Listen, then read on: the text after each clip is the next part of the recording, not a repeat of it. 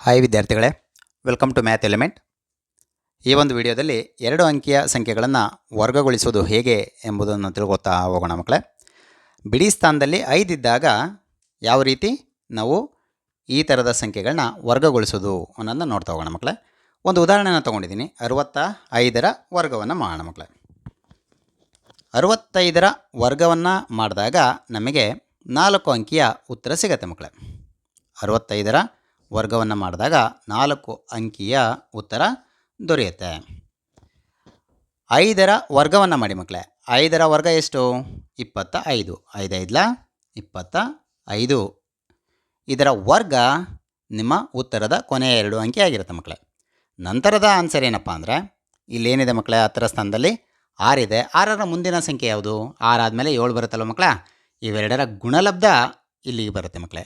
7 6 42 ಅನ್ನೋದು ಬರೆದರೆ ನಿಮಗೆ 4225 ಅಂತ ಸಿಗುತ್ತೆ. ಇದು 65ರ ವರ್ಗ ಆಗಿರುತ್ತೆ ಮಕ್ಕಳೇ. ಇನ್ನೊಂದು ಉದಾಹರಣೆ ನೋಡಿ. 25ರ ವರ್ಗವನ್ನು ಮಾಡೋಣ ಮಕ್ಕಳೇ. 5 5 25 ಅಂತ ಬರುತ್ತೆ. 2ರ ಮುಂದಿನ ಸಂಖ್ಯೆ ಯಾವುದು ಮಕ್ಕಳೇ? 2ರ ಮುಂದಿನ ಸಂಖ್ಯೆ 3 ಆಗಿರುತ್ತೆ. 3 2 6 ನೋಡಿ, 625 ಅನ್ನೋದು ಉತ್ತರ ಆಗಿರುತ್ತೆ ಮಕ್ಕಳೇ. ಈ ರೀತಿ ಎಲ್ಲ ಅಂಕಿಗಳನ್ನು ನೀವೊಂದು ಸಲ ಪ್ರಯತ್ನವನ್ನು ಮಾಡಿ ಮಕ್ಕಳೇ.